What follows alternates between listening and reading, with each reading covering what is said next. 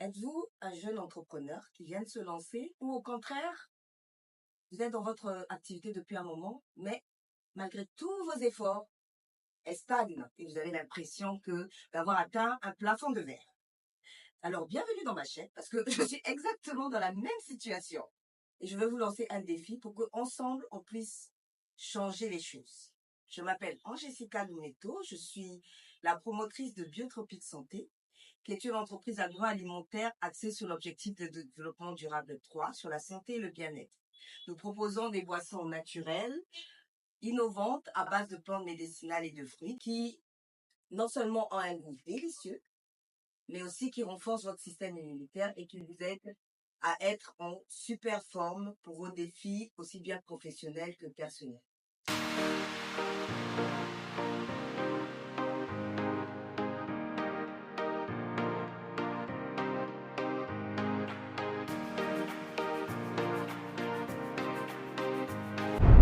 Donc, depuis 2018 que j'ai créé Biotropique, nous avons eu beaucoup de succès. Par la grâce de Dieu, nous sommes fiers d'être dans toutes les stations totales de la République du Congo. Et j'ai personnellement remporté de nouveaux challenges et concours d'entrepreneuriat. Mais depuis, 2, 3 ans, je trouve que je stagne et même que je régresse, que nous régressons dans certains domaines.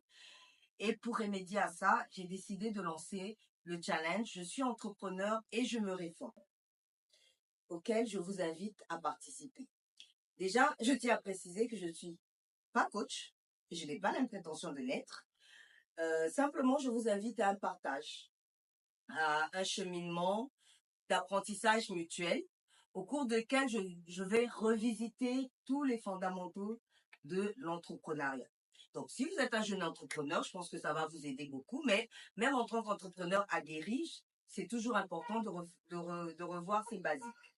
Et surtout, j'aimerais vous inviter à m'accompagner dans ce processus de réforme de mon entreprise, étape par étape. Le principe sera simple. Chaque semaine, je vais publier des vidéos qui vont tourner autour de cette thématique. Parce que normalement, le 20 juin de cette année, Biotropique va fêter ses 7 ans d'existence. Ouais! Mais bon, 7, c'est le chiffre de la plénitude d'après la Bible. Et honnêtement, aujourd'hui, je trouve pas que Biotropique répond à ces critères. Et donc, l'objectif, c'est que d'ici le 20 juin, nous puissions nous développer de manière tous azimuts. Et donc, pour qu'on puisse fêter ces 7 années dans la plénitude, dans la joie, etc. etc. Bref.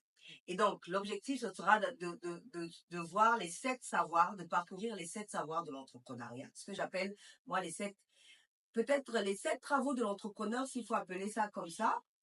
Il y a donc le savoir général, ce que tout entrepreneur est censé savoir. Il y a des états financiers, c'est quoi un business plan, c'est quoi le ROI, B2B, B2C, qu'est-ce que ça veut dire? En fait, quand j'ai commencé honnêtement à tous les mots là, j'entendais ça, je disais, c'est quoi? De quoi on parle? En fait, franchement, j'étais perdue. Et donc, l'idée, c'est qu'il y a ce type de savoir-là. Il y a ce que j'appelle le savoir spécifique, c'est-à-dire lié à votre domaine d'expertise. Moi, dans mon cas, je suis dans les boissons thérapeutiques, donc il faut que j'ai des notions en agroalimentaire, en nutrition, en naturopathie, en phytothérapie, bref. Ça, c'est vraiment votre cœur de métier. Ensuite, vous avez le savoir-être.